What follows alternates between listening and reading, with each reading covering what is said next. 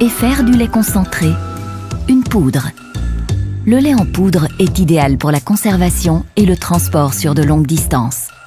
Aujourd'hui, il est aussi utilisé par l'industrie alimentaire pour fabriquer du chocolat, de la glace ou des aliments pour bébés.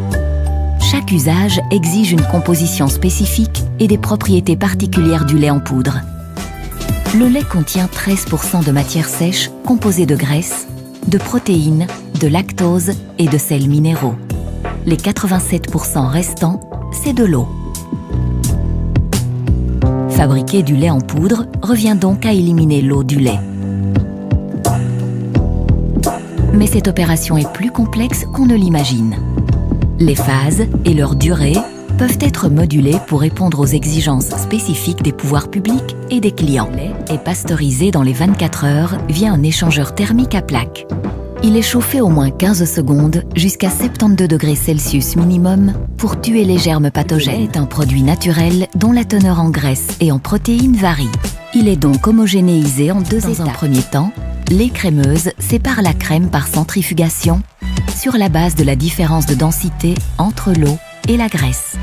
Ensuite, une certaine quantité de crème est rajoutée au lait écrémé jusqu'à obtention de la teneur en graisse souhaitée.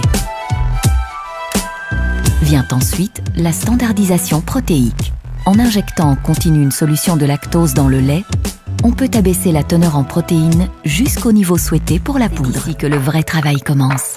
Le nouveau hall d'évaporation de Milcobel dispose de 4 évaporateurs chargés d'éliminer la majeure partie de l'eau du lait standardisé par un processus de chauffage en dépression.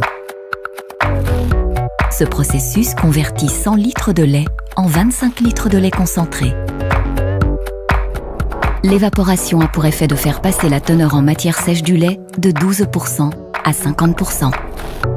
L'évaporation du lait s'effectue sous vide à une température de 72 degrés. Le point d'ébullition du lait est abaissé par la création d'une dépression, ce qui permet d'économiser beaucoup d'énergie. Les vapeurs dégagées sont récupérées pour perpétuer le cycle d'évaporation. La gigantesque tour de séchage est l'élément le plus important de la nouvelle usine. Son volume est supérieur à 1000 m3, soit plus qu'une piscine municipale. C'est dans cette tour que le lait concentré est ramené à environ la moitié de son volume en poudre. Le lait concentré est nébulisé sous haute pression par le dessus de la tour de séchage en même temps qu'un flux d'air chaud et sec.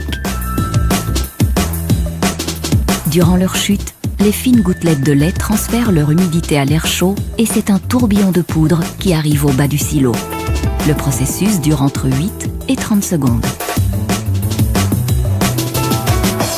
L'air humide, qui contient encore 30 à 50% de poudre, est évacué vers 2 cyclones qui séparent la poudre de l'air et la réinjectent dans le processus de production. Le processus se termine par un passage sur 2 lits fluidisés, un statique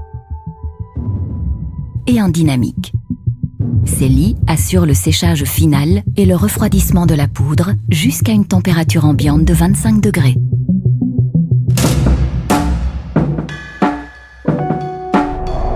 Un transport pneumatique convoie la poudre jusqu'à l'unité d'emballage via une installation de tamisage et de dégazage.